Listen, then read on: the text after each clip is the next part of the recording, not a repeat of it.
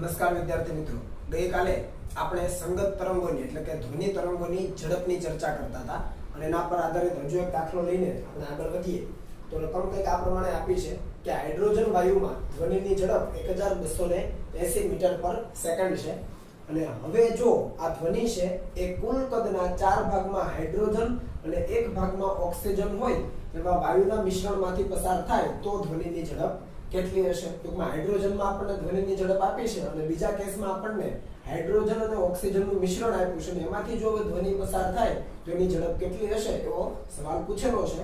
ઓક્સિજનની ઘનતા એ હાઇડ્રોજનની ઘનતા કરતા 16 ગણી છે એવું આપણને આપેલું છે. તો તમે અહીંયા જુઓ કે આપણી પાસે કુલ કદ જે છે એના 4 ભાગમાં હાઇડ્રોજન વાયુ છે અને 1 ભાગમાં ઓક્સિજન વાયુ છે. ટોટલ 5 વિભાગ ગણી શકાય, બરાબર છે? 5 ભાગ ગણી શકાય. તો ધારી લઈએ કે ધારો કે મિશ્રણનું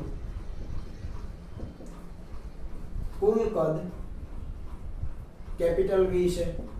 હવે કુલ કદ કેપિટલ V છે, એમાંથી 4 ભાગ હાઇડ્રોજનના છે અને 1 ભાગ ઓક્સિજનનો છે. તો આપણે હાઇડ્રોજનનું કદ શું લખી શકીએ? વિચારો તો. હાઇડ્રોજનનું કદ તમે વિચારો તો આવી રીતે લખાય. એના 4 ભાગ છે. ટોટલ બંનેનો સરવાળો કરો એટલે 5 થાય. તો કુલ તો મારે છેદમાં લખવા પડે 5 અને 4 ભાગ કોના છે? હાઇડ્રોજનના છે ઇન્ટુ V, બરાબર જુઓ. અને એવી જ રીતે ઓક્સિજનની જો હું વાત કરું તો ઓક્સિજનનું કદ કેટલું થાય? તો એમાં પણ 5 ભાગ તો છે જ બંનેના થઈને, એનો એક જ ભાગ છે ટોટલ 5 ભાગમાંથી ઇન્ટુ V. તેમાં બંનેનો સરવાળો કરો કુલ કદ, પાછું V આવી જાય જુઓ. તો આ બરાબર છે. હાઇડ્રોજનનું કદ 4V/5 અને ઓક્સિજનનું કદ 1V/5. જે પ્રમાણે રકમ આપી છે એ જ પ્રમાણે લીધું છે. હાઇડ્રોજન માટે 4 ભાગ છે અને ઓક્સિજન માટે 1 ભાગ છે. તો અહીંયા આપણને ઓક્સિજનની ઘનતા છે હાઇડ્રોજનના સંદર્ભમાં આપી છે. તો ઓક્સિજનનું કદ મળી ગયું, એની ઘનતા આપણે ઓક્સિજનની રો ઓફ O ઓક્સિજન માટે લઈ લઈએ તો એનું દળ મળી જાય. તો આપણે લખી શકીએ ઓક્સિજનનું દળ, બરાબર જોજો. ઓક્સિજનનું દળ કેટલું થાય? તો ઇઝ ઇક્વલ ટુ, હવે ઓક્સિજનનું કદ તો છે જ 1/5 ઇન્ટુ V અને ઇન્ટુ એની ઘનતા રો ઓફ ઓક્સિજન. ઓક્સિજનની ઘનતા માટે રો O કરેલું છે, બરાબર ને? M is equal to rho into V. અહીંયા ઓક્સિજનની ઘનતા કેટલી? તો ઓક્સિજનની ઘનતા એ હાઇડ્રોજનની ઘનતા કરતા 16 ગણી છે. તો અહીંયા આપણે લખી શકીએ 1/5 ઇન્ટુ V, અહીંયા આવશે 16 ટાઈમ રો ઓફ H. હાઇડ્રોજનની ઘનતા કરતા 16 ગણી. તો આ બરાબર છે. ઓકે, તો આપણે લખી શકીએ કે મિશ્રણનું કુલ દળ, હવે મિશ્રણનું કુલ દળ જોઈતું હોય તો ઓક્સિજનનું દળ જોઈએ. આ તો છે જ આપણી પાસે, એટલે કે 1/5 into V into 16 time rho H plus બીજું કોનું દળ જોઈશે? તો કે બીજું આપણે હાઇડ્રોજનને બાકી રાખ્યો છે. તો હાઇડ્રોજનનું આપણને કદ ખબર છે, એનું દળ જોઈતું હોય તો એની ઘનતા ગુણી દો. તો આ થઈ ગયું 4/5 into V into rho H, બરાબર? ચેક કરી લો. મિશ્રણનું કુલ દળ આપણે શોધી લીધું છે. ઓક્સિજનનું આપણે દળ લઈ લીધું ઉપરથી સીધું અને અહીંયા હાઇડ્રોજનનું દળ આપણને મળી જાય. એની સાથે ઘનતા ગુણી દો, હાઇડ્રોજનની ઘનતા, એટલે હાઇડ્રોજનનું આપણને દળ મળી જાય. તો આપણે ત્યાં એડ કરી દીધું. હવે બંને ટર્મ કોમન છે. જો V રો H કોમન નીકળી જાય. 16 ને 4 20, 20/5 એટલે 4 બચે. તો અહીંયા થઈ ગયું 4 ટાઈમ V રો H. આ થઈ ગયું કુલ દળ મિશ્રણનું કુલ દળ. તો મિશ્રણનું કુલ દળ છે, મિશ્રણનું કુલ કદ પણ છે. તો મિશ્રણની ઘનતા મળી જાય. તો આપણે લખી શકીએ કે મિશ્રણની ઘનતા, મને કહી દો રો ઓફ મિક્સચર, બરાબર ને? મિક્સચરની ઘનતા ઇઝ ઇક્વલ ટુ કુલ દળ આપણી પાસે છે 4V row H divided by ઘનતા કોની લેવાની છે? સોરી, કદ કોનું લેવાનું છે? આ તો દળ છે, દળના છેદમાં કદ. કદ તો કુલ લેવાનું છે, તો ડિવાઇડેડ બાય V. રેડી ને? ઘનતા બરાબર દળના છેદમાં કદ. આ કુલ દળ આપણે લખી દીધું, છેદમાં કુલ કદ V છે. VV કેન્સલ થાય તો આ મળી ગયું 4 ટાઈમ રો H. એટલે હાઇડ્રોજનની ઘનતા કરતા 4 ગણી ઘનતા કોની છે? મિશ્રણની છે. સિમ્પલ. હવે હાઇડ્રોજનમાં આપણને ધ્વનિની ઝડપ આપી છે અને મિશ્રણની ઘનતા આપણી પાસે છે તો આપણે એ મિશ્રણમાં વેગ જોઈએ છે, ઝડપ જોઈએ છે તો મળી જાય. તો આપણને ખબર છે કે હવે v ઇઝ ઇક્વલ ટુ અથવા v પ્રોપોર્શનલ ટુ 1/√ρ. આ યાદ આવે કઈ? બાકી બધી રાશિઓ અચળ છે, ગામા r p બધું અચળ, તો છેદમાં ρ લખી શકાય. અથવા તમે સાદું સૂત્ર લઈ લો અંડરરૂટમાં ગામા p બાય ρ, એના ઉપરથી જાઓ. બરાબર? તો આપણને ઘનતાના સંદર્ભમાં જ બધું આપેલું છે તો આપણે એના આધારે આગળ વધી શકીએ. નાના ઉપરથી શું લખી શકાય? તો કે velocity in mixture divided by velocity in hydrogen is equal to under root, અહીંયા હવે ઉલટું છે એટલે ઉપર અહીંયા હાઇડ્રોજનની ઘનતા આવશે છેદમાં મિક્સચરની ઘનતા આવશે. બરાબર લખ્યું? ઓકે. અહીંયા ρh divided by ρm, ρh છે, ρm ને છેદમાં લઈ જાઓ તો આ 4 અહીંયા જતા રહે એટલે આપણો જવાબ બને vm ઇઝ ઇક્વલ ટુ આ vh તો અહીંયા છે જ ઇન્ટુ અંડરરૂટમાં 1/4. રેડી? આ થઈ જશે vh/2 એટલે કે હાઇડ્રોજનમાં જે ઝડપ છે એનું અડધું. તો હાઇડ્રોજનમાં ધ્વનિની ઝડપ છે 1280 ડિવાઇડેડ બાય 2. તો આપણો જવાબ જે છે મિશ્રણમાં જે ઘનતા મિશ્રણમાં જે ઝડપ છે એ આવી જશે 640 મીટર પર સેકન્ડ. બરાબર? જો દાખલો બરાબર જોઈ લેજો. આપણે મિશ્રણનું કુલ કદ લઈ લીધું છે, હાઇડ્રોજનનું કદ લીધું, ઓક્સિજનનું કદ લીધું. આપણે શું કરવું છે? મિશ્રણની ઘનતા ગણવી છે, કારણ કે આપણને વેગ અને ઘનતા વચ્ચેનો સંબંધ ખબર છે. તો મિશ્રણની ઘનતા ગણવા માટે પહેલા આપણે બંનેના અલગ અલગ જે વાયુ હતા મિશ્રણમાં એના કદ લઈ લીધા, એમાંથી એકનું આપણે દળ શોધી લીધું, બીજાનું દળ પણ શોધી શકાય એટલે આપણને મિશ્રણનું કુલ દળ મળી જાય. અને કુલ દળ મળી ગયા પછી એ કુલ દળના છેદમાં આપણે જે કુલ કદ લીધું એનો ભાગાકાર કર્યો એટલે મિશ્રણની કુલ ઘનતા આપણને મળી ગઈ. અને એક વખત એ ઘનતા મળી જાય પછી આપણે વેગના સૂત્રનો ઉપયોગ કર્યો છે. ઓકે, ચાલો આનો સ્ક્રીનશોટ લઈએ.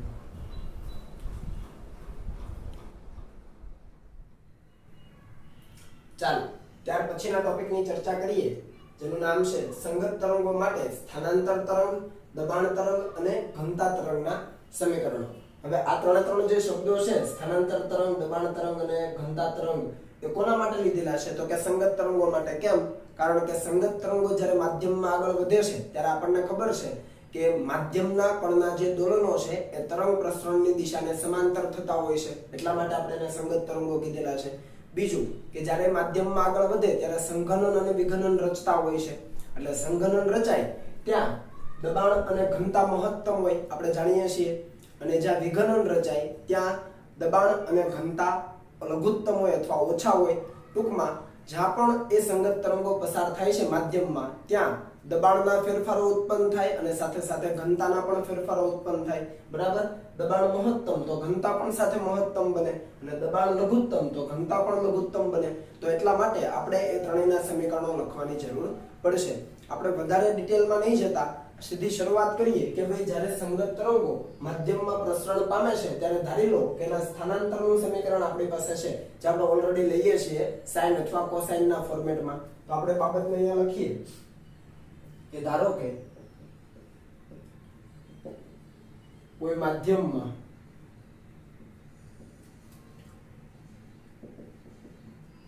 સંગત તરંગના સ્થાનાંતરનું સમીકરણ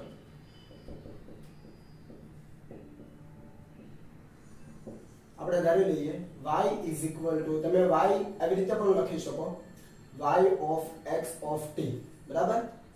હું સીધું y જ લખું છું is equal two y a cos kx minus omega t. આ કૌંસ જુઓ એટલે ખ્યાલ આવે કે ધન x અક્ષની દિશામાં એનું પ્રસરણ થઈ રહ્યું છે, અને cos વિધેય મુજબ એ દરેક કણનું સ્થાનાંતર આપણને મળી શકે, અથવા cos વિધેય મુજબ એ દરેક કણનું સ્થાનાંતર બદલાઈ રહ્યું છે. ઓકે, તો આપણી પાસે x નું મૂલ્ય હોય, t નું મૂલ્ય હોય, તો આપેલા સ્થાને આપેલા સમયે આપણે સ્થાનાંતર શોધી શકીએ જે તે કણનું જે તે અંતરે. ક્લિયર છે? આને આપણે કહી દઈએ સમીકરણ નંબર 1. જ્યાં a શું છે? તો કે જ્યાં a કંપ વિસ્તાર છે, માધ્યમના કણનો કંપ વિસ્તાર છે, એ મધ્યમાન સ્થાનની આસપાસ દોલનો કરતા હોય. બરાબર? તો એક બાબત ક્લિયર છે. હવે આપણે વાત કરવી છે દબાણના તરંગ વિશે, અને એના માટે આપણે ઓલરેડી એક સ્ટેટમેન્ટ આપ્યું કે જ્યારે પણ આ તરંગો માધ્યમમાં આગળ વધતા હોય છે સંગત તરંગો, ત્યારે દબાણના ફેરફારો થતા હોય છે. દબાણ વધતું પણ હોય છે, અમુક વિસ્તારમાં દબાણ ઘટતું પણ હોય છે તો એ દબાણના ફેરફાર માટેનું સમીકરણ આપણને જોઈએ છે તો એનો આ y સાથે શું સંબંધ છે આપણે સીધું એનું ઇક્વેશન યાદ રાખીશું બરાબર જો કે તમે દબાણની જે વ્યાખ્યા છે ખાસ કરીને બલ્ક મોડ્યુલસની વ્યાખ્યા તમે જે લો છો એની અંદર દબાણનો ફેરફાર આવે બરાબર ને bulk modulus minus delta p અને એના છેદમાં ડેલ્ટા v બાય v ઘન પદાર્થોના યાંત્રિક ગુણધર્મો આમાં તમે ભણ્યા છો તો એની વ્યાખ્યાનો ઉપયોગ કરીને જ લીધેલું છે પણ આપણે સીધું લખીએ તો અહીંયા લખી શકાય કે દબાણના ફેરફાર માટે હું ડાયરેક્ટ લખું છું ડેલ્ટા p હવે તમે જુઓ અહીંયા delta p of x, t પણ લખી શકાય કારણ કે દબાણ પણ સ્થાન અને સમય સાથે બદલાવાનું અમુક વિસ્તારમાં દબાણ વધારે અમુક વિસ્તારમાં દબાણ ઓછું તો આ જે સંબંધ છે એ છે -b dy by dx જ્યાં b શું છે તો કે માધ્યમનો બલ્ક મોડ્યુલસ આ તો યાદ રહી જાય ને બરાબર દબાણના ફેરફાર માટેનું આપણને સૂત્ર જોઈએ છે તો -b એટલે માધ્યમનો બલ્ક મોડ્યુલસ અને dy by dx આને શું કહી શકાય તો કે y વિરુદ્ધ x ના આલેખનો ઢાળ કહી શકાય તો આને આપણે લખીએ y વિરુદ્ધ x ના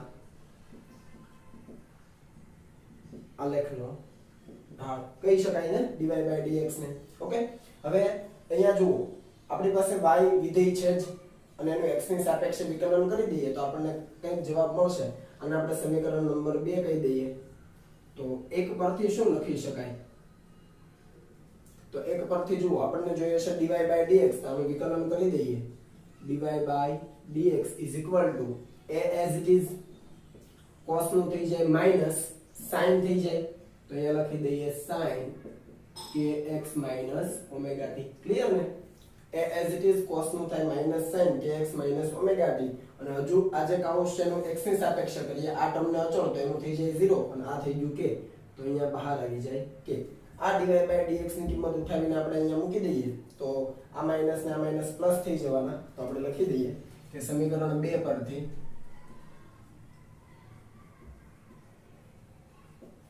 અહીંયા ડેલ્ટા p એટલે કે દબાણના ફેરફારનું સૂત્ર આપણને શું મળશે is equal to જો આ માઈનસ અને આ માઈનસ પ્લસ થઈ જાય b a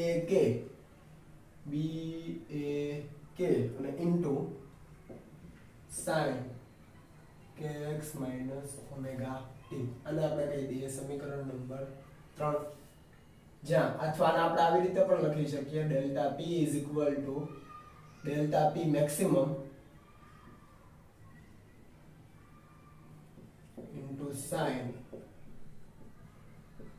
kx omega t તમે આને 3 કો આપણે બંનેને એવું હોય તો 3 જ કહી દઈએ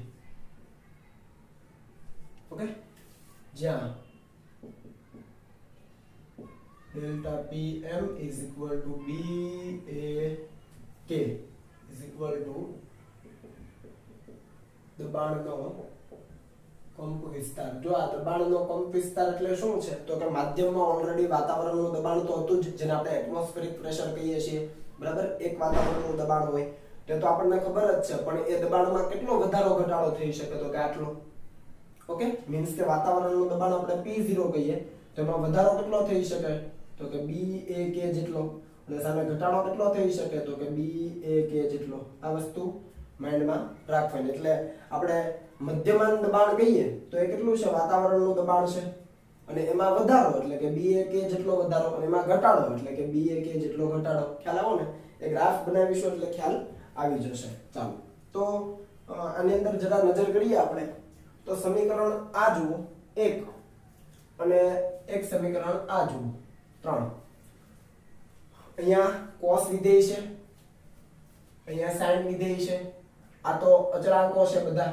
બરાબર ને આ તરંગ સદિશ છે આ કંપ વિસ્તાર છે આ બલ્ક મોડ્યુલસ છે તો અચળાંક છે અથવા આને સરખાવો તો પણ આ અને આ ખ્યાલ આવી જાય કે આ તો અચળ મૂલ્ય છે અહીંયા કળા પણ સરખી છે ખાલી અહીંયા sin છે અહીંયા cos છે મીન્સ કે બંને વચ્ચેનો કળાનો તફાવત જો આપણે વિચારીએ તો કેટલો થયો π/2 કેમ કે અહીંયા તમે π/2 નો એડ કરી દો અથવા તમે અહીંયા π/2 ખાલી એડ કરી દો તો sin નું cos મળી જવાનું ખ્યાલ આવ્યો એટલે અહીંયા sin છે અહીંયા cos છે બાકી બધી વસ્તુ સિમિલર છે તો બંને વચ્ચેનો કળાનો તફાવત અથવા એવું કહેવાય કે સ્થાનાંતર તરંગ અને દબાણ તરંગ છે એ બંને વચ્ચેનો કળાનો તફાવત કેટલો π/2 આનો મતલબ શું આપણે સમજીએ પણ અહીંયા લખી દઈએ કે સમીકરણ 1 અને 3 પરથી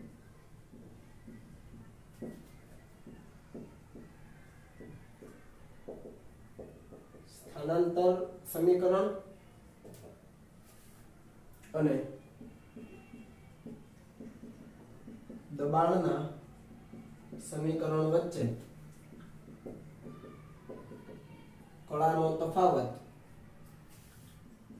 π/2 રેડિયન છે આનો મતલબ શું તો કે જ્યારે સ્થાનાંતર શૂન્ય હોય સમજજો બરાબર જ્યારે આ શૂન્ય હોય ત્યારે આ દબાણ કેવું હશે ક્યાં તો મહત્તમ હશે ક્યાં તો લઘુત્તમ હશે ક્લિયર કેમ કે બે પોસિબિલિટી આવી શકે અંદર ઉપર તરફ દબાણ હોઈ શકે મહત્તમ અથવા નીચે તરફનું મહત્તમ તો આપણે લઘુત્તમ ગણી શકીએ તો જ્યારે સ્થાનાંતર શૂન્ય હોય ત્યારે ક્યાં તો દબાણ મહત્તમ હશે ક્યાં તો એ લઘુત્તમ હશે ઓકે અને એનાથી ઉલટું પણ વિચારી શકો જ્યારે આ મહત્તમ અથવા લઘુત્તમ હોય ઉપર તરફ હોય તો મહત્તમ નીચે તરફ હોય તો લઘુત્તમ કેમ કે આપણે કોસાઇન વિધેય પ્રમાણે ગ્રાફ બનાવીએ તો ખ્યાલ આવે કે આ જ્યારે મહત્તમ કે લઘુત્તમ હોય ત્યારે આ દબાણ કેવું હશે શૂન્ય હશે પોતાના મધ્યમાન સ્થાને હશે વાતાવરણનું દબાણ હશે ક્લિયર તો આપણે લખી દઈએ અર્થાત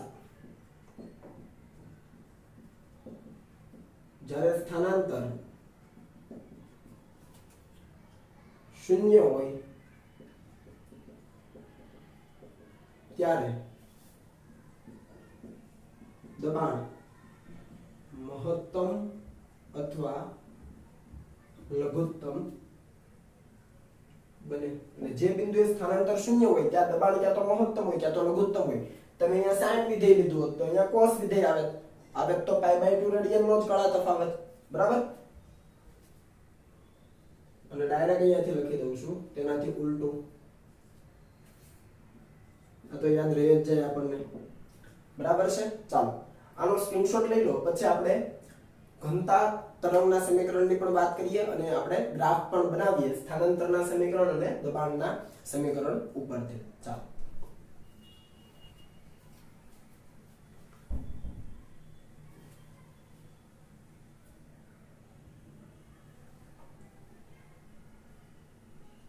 ઓકે સમીકરણને બરાબર યાદ રાખજો ભૂલાઈ ન જાય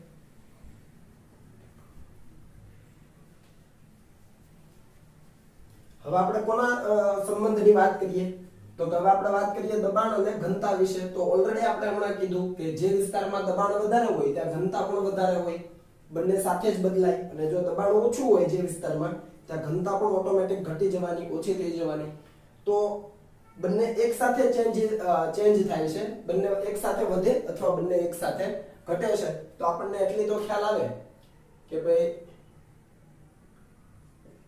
હવે દબાણ અને ઘનતા માટે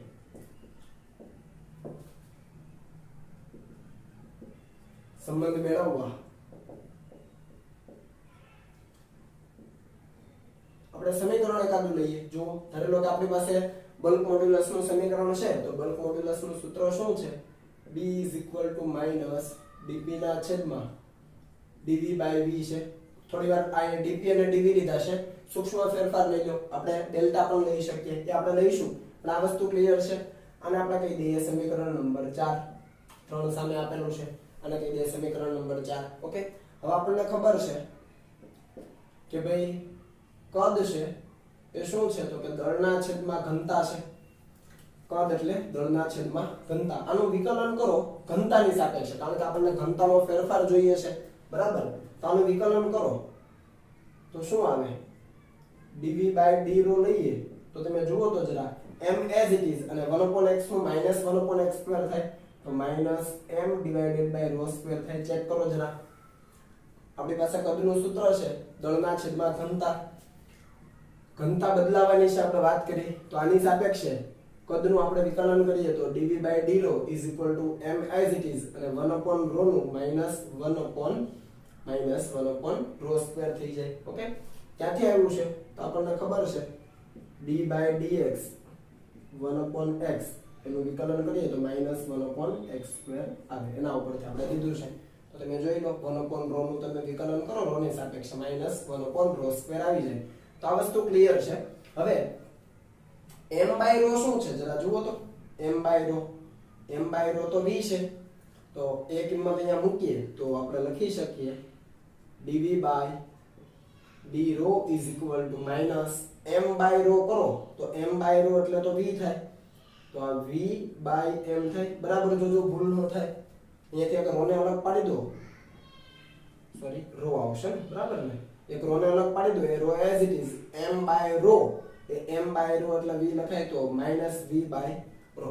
અને ઉપરથી આપણને ખ્યાલ આવી જાય આ d રો ને સામે જવા દો તો d રો ના છેદમાં રો ઇઝ ઇક્વલ ટુ આ d રો સામે છે ત્યારે v છેદમાં આવી જાય તો minus dv by v.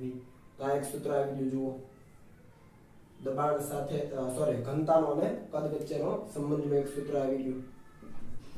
Clear છે?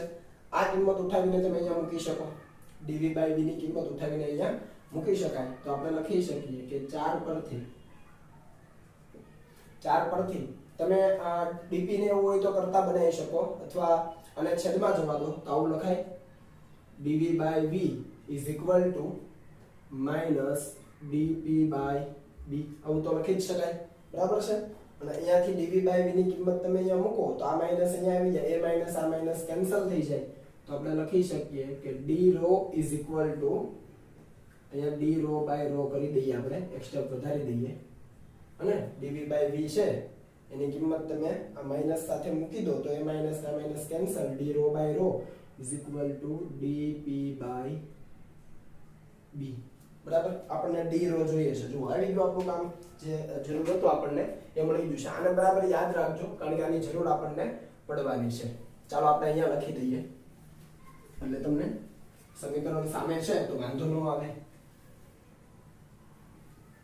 ઓકે,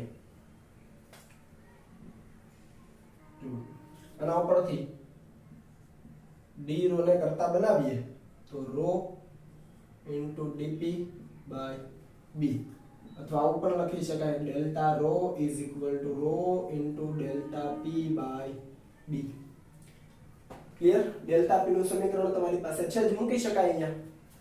તો આપણે લખી શકીએ delta rho is equal to અહીંયા રો બાય b તો છે જ, અને બાકીની કિંમત તમે ડેલ્ટા p ને અહીંયાથી મૂકી દો તો શું આવશે b a k sin kx minus omega t. જો બરાબર, કિંમત જ માત્ર મૂકી છે ડેલ્ટા p ની, અહીંયાથી એક એક b કેન્સલ થઈ જાય તો અહીંયા શું થઈ જાય delta rho is equal to rho a k into sin kx minus omega t. તમે જુઓ માધ્યમની ઘનતા, કંપ વિસ્તાર અને તરંગ સદિશ અચળ છે, તો આને લખી શકાય delta rho is equal to delta rho maximum into sin kx minus omega t. આ સમીકરણ બરાબર જોઈ લો, અને આપણે કહી દઈએ સમીકરણ નંબર 6, બંનેને થઈને 6 કહી દઈએ. તો જરા ચેક કરો, એ લખી જ દઈએ કે જ્યાં ઘનતાનું મહત્તમ મૂલ્ય કેટલું છે તો એ છે રો a k. અહીંયા દબાણનું મહત્તમ મૂલ્ય તો કેટલું હતું b a k, એ આપણે લખી શકીએ ઘનતાનો કંપ વિસ્તાર. બરાબર, ચાલો હવે જરા તમે આ સમીકરણ જુઓ તો 3 અને 6 જુઓ તો એમાં અચળાંક તો છે જ બંનેમાં, sin kx omega t sin kx omega t means કે દબાણ અને ઘનતા છે એના જે ફેરફારો છે એમના વચ્ચે કોઈ પણ પ્રકારનો કળા તફાવત નથી. ઘનતા મહત્તમ થાય તો સોરી દબાણ મહત્તમ થાય તો ઘનતા પણ મહત્તમ થાય, દબાણ લઘુત્તમ થાય તો ઘનતા પણ લઘુત્તમ થાય. ખ્યાલ આવ્યો ને? કેમ કે બંનેમાં sin વિધેય છે, બંને સમાન કળામાં છે, એટલે એક મહત્તમ થાય તો બીજું મહત્તમ થાય, એક ન્યૂનતમ થાય તો બીજું ન્યૂનતમ થાય. તો હવે તમે દબાણ અને સ્થાનાંતરની તો વાત કરેલી, સેમ તમે વિચારો ઘનતા અને સ્થાનાંતર, તો ત્યાં સ્થાનાંતરમાં cos વિધેય હતું, અહીંયા શું આવે sin આવે. ફરીથી આપણે એવું કહી શકીએ કે ઘનતા અને સ્થાનાંતર એ બંને વચ્ચેનો કળાનો તફાવત π/2 રેડિયન છે. ખ્યાલ આવ્યો ને? કેમ કે જેવું આના માટે છે, આનું ને પેલા સ્થાનાંતરના સમીકરણનું છે એવું જ આ ઘનતા અને સ્થાનાંતર માટે થવાનું, કેમ કે અહીંયા તો sin છે, સ્થાનાંતરમાં cos વિધેય હતું. તો આપણે ઇન શોર્ટ એવું કહી શકીએ કે ભાઈ દબાણ અને ઘનતા છે એનો સ્થાનાંતર સાથેનો જે કળા તફાવત છે π/2 રેડિયન થવાનો છે. ઓકે, તો એ સ્ટેટમેન્ટ આપણે આપીએ અને પહેલા આનો સ્ક્રીનશોટ લઈ લો.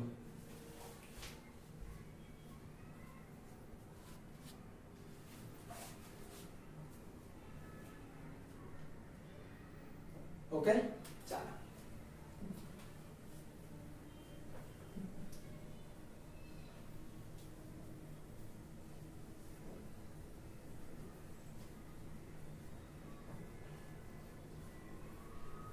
એને મારા ખ્યાલથી આપણે સમીકરણ નંબર 1 આપેલું, તો 1, 3 અને 6,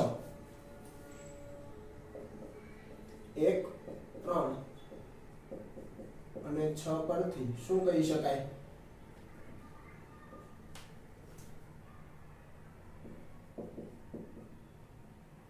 દબાણ અને ઘનતાના સમીકરણો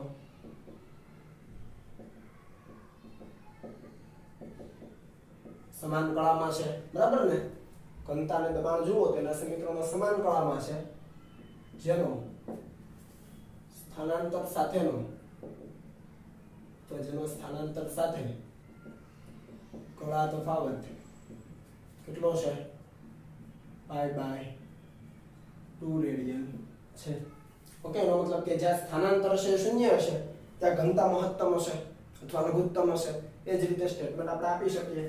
તો જો આપણે ગ્રાફ બનાવવો હોય સ્થાનાંતર અને દબાણ માટે, તો આપણે કઈ રીતે બનાવી શકીએ? તો એના માટે આપણે અહીંયા એક કોમન લાઈન ખેંચી દઈએ, બરાબર, અને અહીંયાથી વચ્ચેથી બે ભાગ કરી દઈએ. એક આપણે આલેખ બનાવીએ સ્થાનાંતર વિરુદ્ધ x નો, અને બીજો આપણે આલેખ બનાવીએ દબાણના ફેરફાર વિરુદ્ધ x નો, બરાબર છે? એક સ્થાનાંતર વિરુદ્ધ x છે અને બીજો દબાણનો ફેરફાર વિરુદ્ધ x નો. સ્થાનાંતર શૂન્ય હોય, બરાબર છે? અહીંયા જ્યારે આપણે શૂન્યની વાત કરીએ છીએ અથવા x બરાબર 0, સ્થાનાંતર તો શૂન્ય નહીં પણ x બરાબર 0 હોય ત્યારે સ્થાનાંતરનું સમીકરણ શું હતું? કોસાઇન વિધેય પ્રમાણે હતું. તો આપણે આની અંદર ગ્રાફ જે બનાવવાના છે કોના જેવો બનાવવો પડે? તો કે કોસ વિધેય જેવો. અને આપણે થોડી મોટી લાઈન લઈને એ ગ્રાફ બનાવી દઈએ. ધારી લો કે આનું મહત્તમ મૂલ્ય છે એમની વચ્ચે બદલાય છે, એવી રીતે નીચે લઘુત્તમ મૂલ્ય લેવું પડશે આ રીતે. તો આપણે કોસાઇન વિધેય પ્રમાણે જઈએ તો આ રીતે કંઈક ગ્રાફ બનવાનો, બરાબર? આટલું લઈએ આપણે. તો ગ્રાફ કંઈક આ રીતે આવવાનો છે. સેમ તમે વાત કરો દબાણ માટે, તો દબાણ માટેનો આલેખ છે એ સાઇન વિધેય મુજબ બદલાય છે. તો તમે જુઓ કે આ જે પોઈન્ટ છે બધા એ અહીંયા આપણે લંબાવીએ તો કંઈક આ રીતની પોઝિશન બને. આ પોઈન્ટને પણ આપણે લંબાવીએ અહીંયા તો કંઈક આવી પોઝિશન બનશે. તો અહીંયા આપણે જે આલેખ બનાવવાનો છે કોના પ્રમાણે બનાવવાનો છે? બરાબર જોજો. જ્યારે સ્થાનાંતર મહત્તમ છે ત્યારે દબાણ કેવું હોવું જોઈએ? શૂન્ય હોવું જોઈએ. જ્યારે અહીંયા સ્થાનાંતર છે શૂન્ય છે ત્યારે દબાણ કેવું હશે? તો મહત્તમ હશે. એટલે અહીંયાની વાત આપણે કરીએ. પછી જ્યારે પાછું સ્થાનાંતર બીજી બાજુ મહત્તમ બને ત્યારે દબાણ કેવું થવું જોઈએ? શૂન્ય થવું જોઈએ. પછી સ્થાનાંતર પાછું શૂન્ય બને ત્યારે દબાણ બીજી બાજુ મહત્તમ થવું જોઈએ. અને જ્યારે સ્થાનાંતર મહત્તમ બને ત્યારે દબાણ શૂન્ય થવું જોઈએ. બધા પોઈન્ટને બરાબર જુઓ તો કંઈક આલેખ આપણે બનાવીએ તો આ એક પોઈન્ટ આવી રીતે લઈએ અને એટલો જ ભાગ આપણે નીચે આ રીતે કંઈક લઈ લઈએ, બરાબર? તો તમે જુઓ કે ગ્રાફ કંઈક આ રીતે આવશે. ચેક કરી લો, બરાબર? જુઓ સ્થાનાંતર મહત્તમ ત્યારે દબાણ શૂન્ય, અહીંયા પણ સ્થાનાંતર મહત્તમ ત્યારે દબાણ શૂન્ય, અહીંયા પણ સ્થાનાંતર મહત્તમ ત્યારે દબાણ શૂન્ય. અહીંયા સ્થાનાંતર શૂન્ય છે ત્યારે દબાણ મહત્તમ છે, અહીંયા સ્થાનાંતર શૂન્ય છે ત્યારે દબાણ સ્થાનાંતર શૂન્ય છે ત્યારે દબાણ મહત્તમ, અને અહીંયા સ્થાનાંતર શૂન્ય ત્યારે દબાણ લઘુત્તમ. ટૂંકમાં આપણે જે વાત કરી છે π/2 રેડિયનનો કળા તફાવત એ છેક સુધી જળવાય છે. ઓકે, તો એ બાબતને તમે અહીંયાથી વેરીફાઈ કરી શકો. અહીંયા જે આપણે સ્થાનાંતરનું મૂલ્ય લખવાનું થાય એ કેટલું થાય? તો કે આ પ્લસ a હોય તો આ નીચે કેટલું થાય? માઇનસ a થાય. સેમ તમે દબાણ માટે વાત કરો, આ દબાણ કેટલું? તો કે વાતાવરણનું દબાણ. આ કેટલું દબાણ? વાતાવરણનું દબાણ, બરાબર? તો એને અનુરૂપ અહીંયા જો તમે વિચારો તો P0 + BAK લખાય, જે આપણે વાત કરી હતી. આટલું વધારે હોય અને નીચે તરફ જઈએ તો આટલું ઓછું હોય તો p0 માઈનસ b a કે આ તમારી જાણ માટે છે, જરૂર નથી ગ્રાફની, પણ જો પૂછાયેલો હોય કદાચ પરીક્ષામાં તો તમને આવડી જવો જોઈએ. સેમ તમે ઘનતા માટે પણ બનાવી શકો, અહીંયા તમે ડેલ્ટા રો પણ લખી શકો સાથે, તો થઈ જાય આપણું કામ કે ρ0 સામાન્ય ઘનતા હોય તો એમાં વધારો કેટલો તો કે ρ1 એનો અને ઘટાડો કેટલો તો કે ρ1 એનો. તો આ બંને ગ્રાફ ક્લિયર છે. ઓકે, ચાલો આનો સ્ક્રીનશોટ લઈ લો.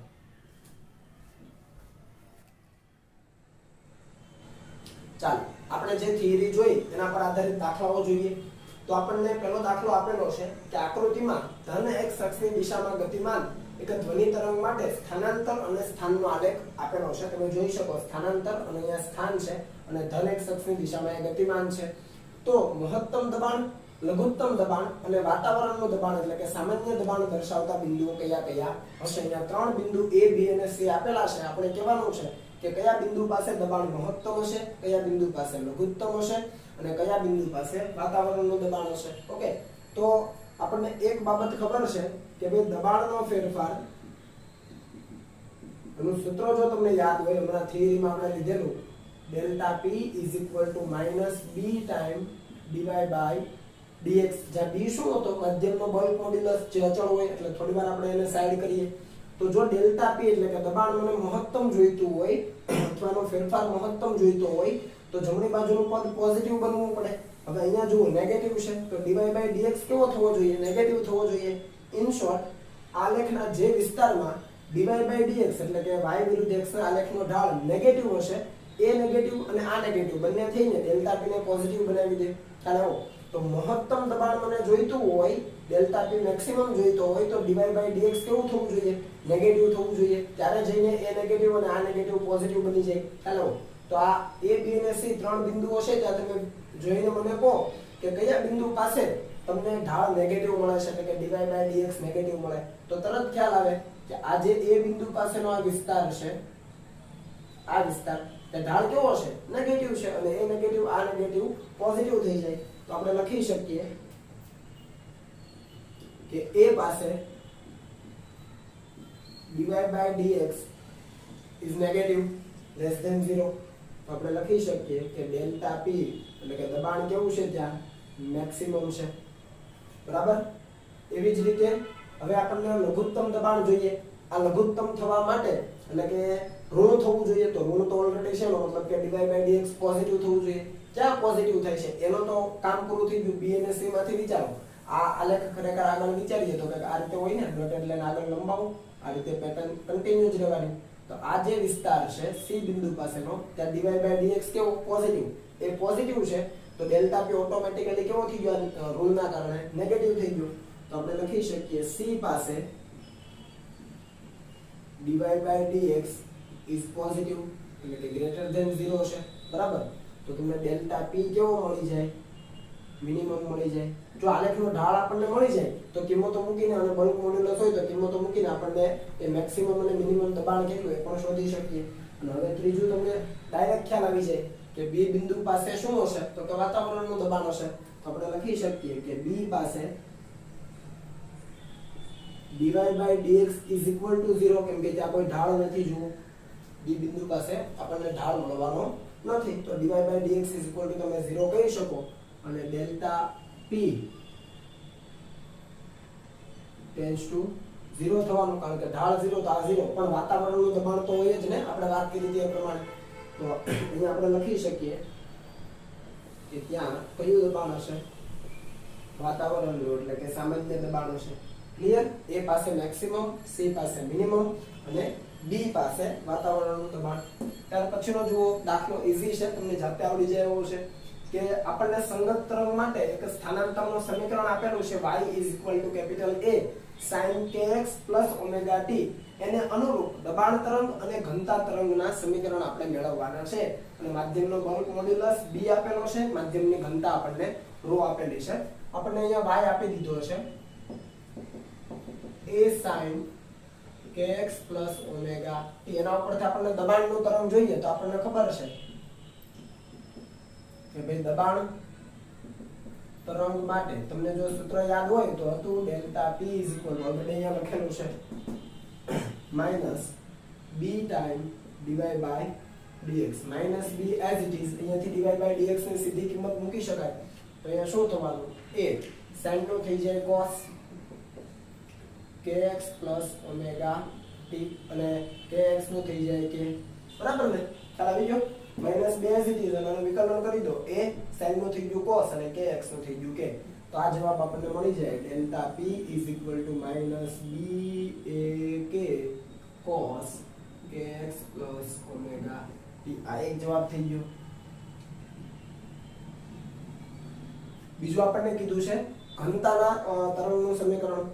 તો આપણે લખી શકીએ કે ઘનતા તરંગ માટે હવે તમે સૂત્ર જો તમને યાદ હોય તો delta rho is equal to, આ સૂત્ર હતું rho by b into delta p. જરા જોઈ લેજો, થિયરી આપણે જે લીધેલી છે એની અંદર સૂત્ર આવું હતું, ડેલ્ટા રો ના છેદમાં rho is equal to delta p ના છેદમાં બી. આવું હતું. એના ઉપરથી ડેલ્ટા રો ને કરતા બનાવો. અહીંયા તમે જો ડેલ્ટા પી ની કિંમત મૂકવી હોય તો અહીંયાથી તમે મૂકી શકો, આટલી મૂકી દઈએ. જો રો બાય બી અને ડેલ્ટા પી ની જગ્યાએ minus b into dy by dx મૂકી શકાય.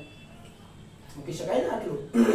બી બી કેન્સલ થાય તો આ થઈ જાય minus rho into dy by dx. તો આ રીતે પણ તમે જો યાદ રાખી શકો, જેવી રીતે દબાણ માટે છે minus b time dy by dx, એવી જ રીતે ઘનતા માટે પણ છે. પણ અહીંયા બી ની જગ્યાએ રો થઈ જાય છે. તો આપણને ખ્યાલ જ છે કે બી ની જગ્યાએ રો આવી જાય, બાકી બધી as it is B A કે છે. એવી રીતે આપણે થિયરીમાં આવતું હતું રો એ કે, બરાબર?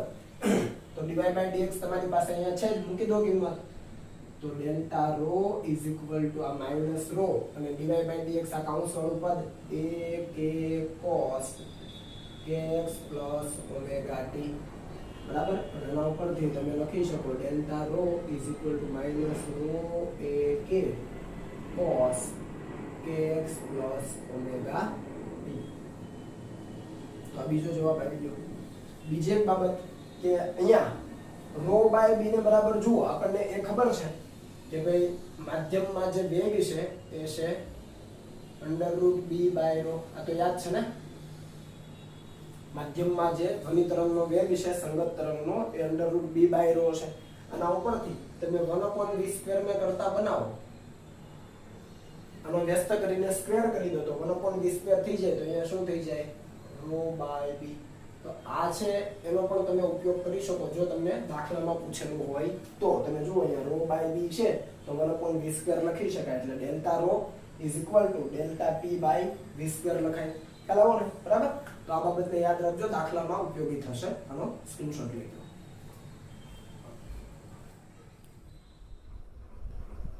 ત્યાર પછીનો દાખલો જોઈએ તો આપણે કીધું છે કે 1000 હર્ટ્ઝ આવૃત્તિ ઉપર સહન કરી શકાય તેવો દબાણનો મહત્તમ ફેરફાર 28 પાસ્કલ છે. તો સ્થાનાંતર અને ઘનતાનો કંપ વિસ્તાર શોધવાનો છે. આપણને માધ્યમનો બલ્ક મોડ્યુલસ આપી દીધો છે, માધ્યમની ઘનતા આપી દીધી છે અને હવામાં ધ્વનિ તરંગનો વેગ આપી દીધો છે. રકમ જરા જુઓ તો દબાણનો મહત્તમ ફેરફાર એટલે આપણને શું આપેલું છે? ડેલ્ટા પી મેક્સિમમ આપેલું છે. કેટલું? 28 પાસ્કલ. બરાબર? આવૃત્તિ પણ આપણને આપી દીધી છે. કેટલી છે? 1000 હર્ટ્ઝ છે. ઓકે? તો આપણને સ્થાનાંતરનો કંપ વિસ્તાર અને ઘનતાનો કંપ વિસ્તાર શોધવાનું કીધું છે. હવે સ્થાનાંતરનો કંપ વિસ્તાર અને ડેલ્ટા પીએમ વચ્ચે શું સંબંધ? યાદ કરો. તો આપણને ખબર છે delta P maximum is equal to B A K. યાદ આવે? આવું સૂત્ર હતું આપણી પાસે, અને ડેલ્ટા પી નું જે સૂત્ર લખેલું એની અંદર ડેલ્ટા પી મેક્સિમમ આટલો આવતો હતો. આપણને જોઈએ સ્થાનાંતરનો કંપ વિસ્તાર એટલે કે કેપિટલ એ, આના ઉપરથી કેપિટલ એ ને કરતા બનાવો તો delta P maximum divided by b into k. તમે જુઓ ડેલ્ટા પી છે, તમારે ડેલ્ટા પી મેક્સિમમ છે આપણી પાસે, પછી બી ની કિંમત પણ આપણી પાસે છે, બલ્ક મોડ્યુલસ છે, કે આપણી પાસે નથી. તો અહીંયા શું લખી શકાય? તો કે delta P maximum divided by b into 1/k. કે એટલે 2 પાઈ બાય લેમ્ડા.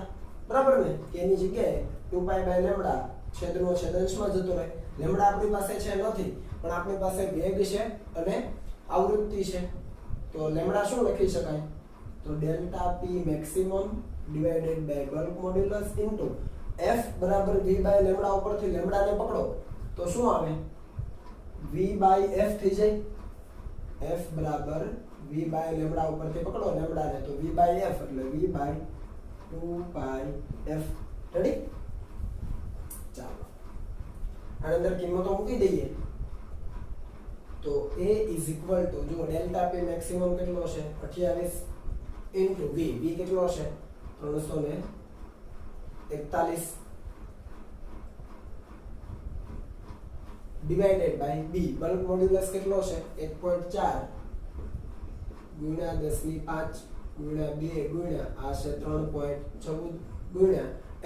f છે 1000 એટલે કે 10 ની 3 ઘાત. બધી જ કિંમતો વ્યવસ્થિત રીતે મૂકી દો, સાદુરૂપ આપો તો તમને કેપિટલ A નો જવાબ મળશે 1.1 ગુણ્યા 10 ની -5 ઘાત. 1.1 ગુણ્યા 10 ની -5 ઘાત મીટર. ઓકે, આ એક જવાબ થયો. બીજો આપણે ઘનતાનો કંપ વિસ્તાર જોઈએ છે. તો ઘનતાનો અને આ ડેલ્ટા પી મેક્સિમમ નો શું સંબંધ છે? તો આપણને ખબર છે delta rho maximum is equal to rho by b into delta P maximum. ખરેખર મેક્સિમમ કાઢી નાખો એ સિવાયનું સૂત્ર તો હતું જ. આવું સૂત્ર તો આપણી પાસે હતું જ ને, યાદ આવે છે? આવું સૂત્ર તો હતું જ, પણ આ તો અચળ છે બંને. તો જો ઘનતા દબાણનો ફેરફાર મહત્તમ બને તો ઘનતાનો ફેરફાર પણ મહત્તમ બને. તો આ કંપ વિસ્તાર કહેવાય. ખ્યાલ આવી ગયો ને? બસ રોની કિંમત આપણી પાસે છે કેટલી છે 1.2 ગુણ્યા ડેલ્ટા પી મેક્સિમમ કેટલો છે 28 છે અને છેદમાં બલ્ક મોડ્યુલસ કેટલો છે 1.4 ગુણ્યા 10 ની 5 ઘાત. સાદુરૂપ આપો તો એ જે જવાબ મળશે એ મળશે 2.4 ગુણ્યા 10 ની -4 ઘાત. 2.4 ગુણ્યા 10 ની -4 ઘાત કિલોગ્રામ પર મીટર ક્યુબ. ખ્યાલ આવી ગયો ને? માત્ર સૂત્ર તમારે યાદ રાખવાના છે, એના આધારે તમે આગળ વધી શકો. તો આ સૂત્ર ભૂલાઈ ન જાય એની ખાસ કાળજી લેજો. ઓલરેડી આપણે થિયરીમાં એને ભણી ગયા છે, બરાબર? ત્યાર પછી આપણે વાત કરવી છે કે જે ધ્વનિ તરંગો છે એની તીવ્રતા કેટલી હોય.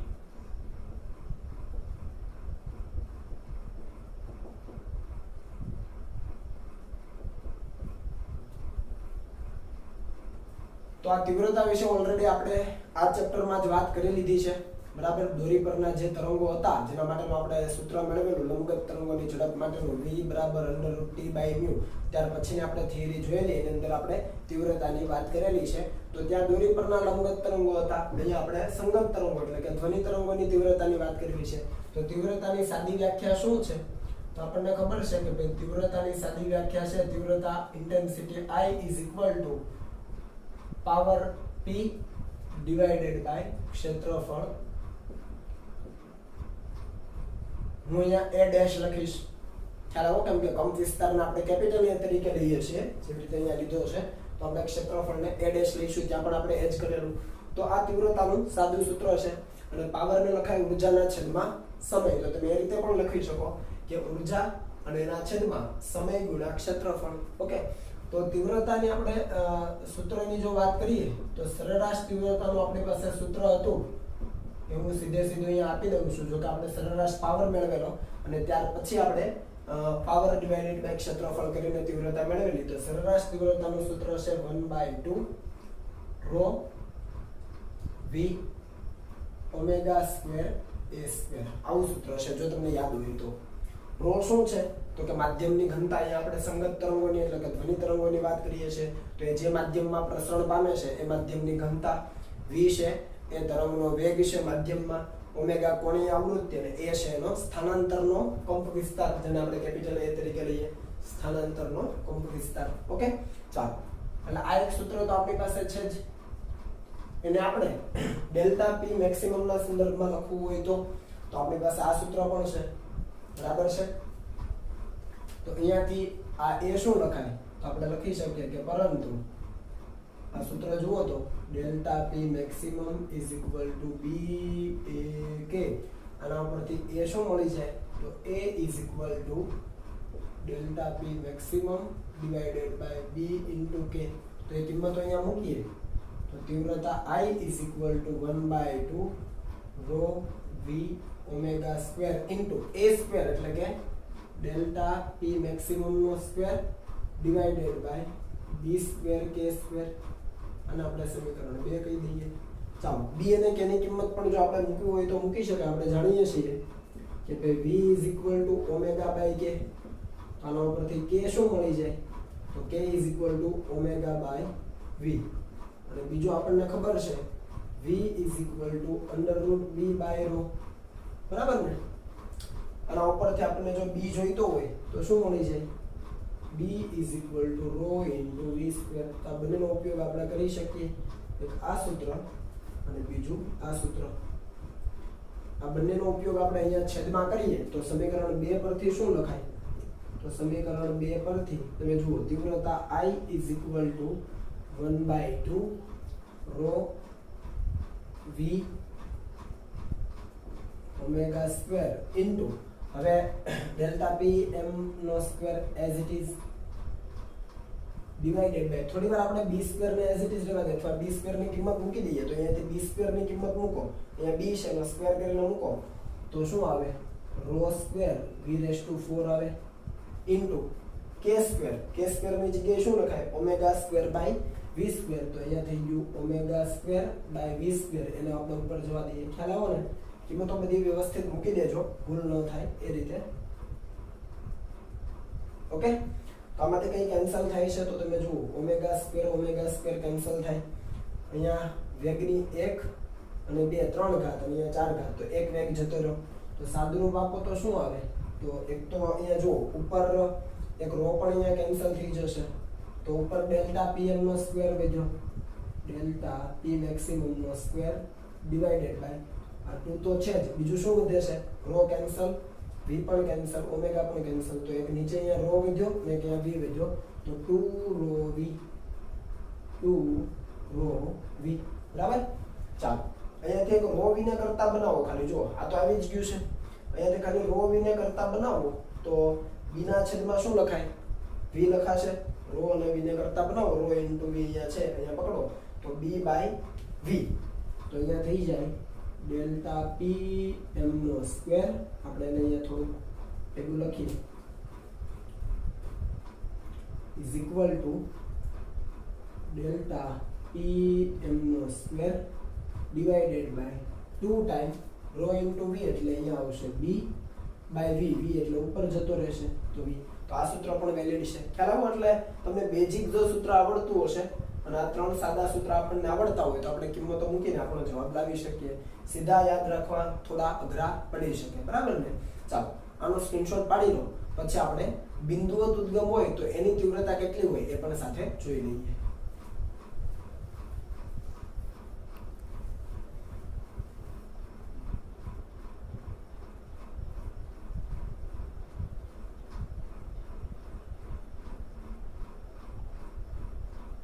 ઓકે,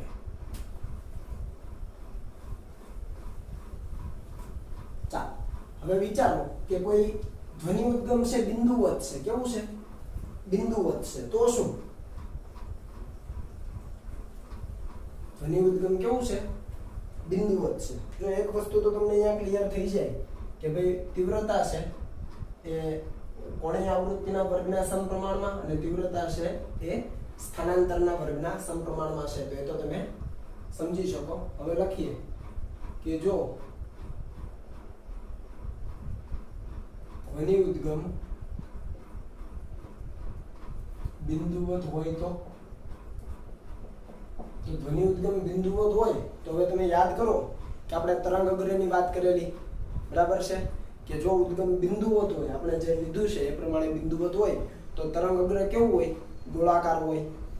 રેખીય ઉદ્ગમ હોય તો નળાકાર હોય. ખ્યાલ આવે છે ને? તો આ વાત આપણે ઓલરેડી કરેલી છે તરંગ અગ્રની, તો આપણે વધારે ડિટેલમાં જતા નથી. માત્ર હું એ શબ્દ આપી દઉં કે ધ્વનિ ઉદ્ગમ બિંદુવત છે તો એના આધારે આપણને જે તરંગ અગ્રો મળવાના એ કેવા હશે? ગોળાકાર હશે. તો હું અહીંયા લખી દઉં છું કે ભાઈ જો ધ્વનિ ઉદ્ગમ બિંદુવત હોય તો મળતા તરંગ અગ્રો કેવા હશે? ગોળાકાર હોય. કારણ કે એક જ ઉદ્ગમ છે, બિંદુવત ઉદ્ગમ છે, ત્યાંથી બધી જ દિશામાં એક સમાન રીતે છે એ ધ્વનિનું પ્રસરણ થવાનું હોય છે. એટલા માટે તો તરંગ અગ્રો છે ગોળાકાર હોય. અને આપણે તીવ્રતાની વાત કરીએ તો તીવ્રતા I ઇઝ ઇક્વલ ટુ પાવરના છેદમાં તમે ક્ષેત્રફળની વાત કરો તો પાવર તો એવરેજ જ હોય, પણ ક્ષેત્રફળ કેટલું થાય ગોળાકાર સપાટીનું 4πr². એનો મતલબ કે તીવ્રતા પ્રોપોર્શનલ ટુ 1/r². કેમ કે જે પણ ઉદ્ગમ છે એનો પાવર તો ફિક્સ જ હોય, એક સમાન પાવરથી જે ધ્વનિ તરંગો ઉત્પન્ન કરતું હોય, બરાબર. તો તીવ્રતા એ ઉદ્ગમથી અંતરના વર્ગના વ્યસ્ત પ્રમાણમાં બદલાય. ફરીથી તીવ્રતા એ ઉદ્ગમ છે એ ઉદ્ગમથી અંતરના વર્ગના વ્યસ્ત પ્રમાણમાં બદલાય. તો અહીંયા લખી દઉં કે જ્યાં r શું છે ધ્વનિ ઉદ્ગમથી અંતર છે કોઈ પણ બિંદુ સુધીનું, બરાબર. તો I proportional to 1/r². તો આને બરાબર યાદ રાખજો. આકૃતિ જો તમારે બનાવવી હોય તો તમે બનાવી શકો, જરૂર નથી કે આવી રીતે જો બિંદુવત ઉદ્ગમ હોય તો એનો જે તરંગ અગ્ર છે આવી રીતે હોય ગોળાકાર, બરાબર ને. આ રીતે તમે આગળ વધી શકો, એની જરૂર નથી, પણ તમારી સમજ માટે વ્યવસ્થિત ગોળાકાર બનાવી શકો. અને કોઈ પણ બે તરંગ અગ્ર છે એમના વચ્ચેનું અંતર શું હોય તરંગ લંબાઈ હોય. કોઈ પણ બે નજીકના તરંગ અગ્ર છે એમના વચ્ચેનું જે અંતર છે શું હોય તરંગ લંબાઈ. આ ક્યાંથી ખબર પડી? કારણ કે આપણે તરંગ અગ્રની વ્યાખ્યામાં કીધેલું કે ભાઈ તરંગ અગ્ર એટલે એવી કાલ્પનિક સપાટી અથવા એવું કાલ્પનિક પૃષ્ઠ કે જેના પરના બિંદુ છે એ એક સમાન કળામાં હોય. તો અહીંયા જેવી કળા છે એવી જ કળા અહીંયા છે, તો આ બંને સમાન કળામાં છે. મીન્સ કે બંને વચ્ચેનું અંતર કેવું હશે તરંગ લંબાઈ જેટલું હશે. ખ્યાલ આવો ને. એટલે તરંગ અગ્રની વ્યાખ્યા બરાબર જોજો કે બધા જ કણ છે એ સમાન કળામાં હોય. તો બીજું તરંગ અગ્ર છે એમાં પણ બધા જ કણ છે એ સમાન કળામાં જ હશે. તો સમાન કળાવાળા જે પણ બિંદુઓ છે એમની વચ્ચેનું અંતર આપણે તરંગ લંબાઈ કીધેલું, બરાબર. વ્યવસ્થિત એને જરા જોઈ લેજો અને આ સૂત્ર પણ યાદ રાખવાના છે અને એના પર આધારિત આપણે દાખલાઓ પણ જોઈશું. તો આનો સ્ક્રીનશોટ લઈ લો.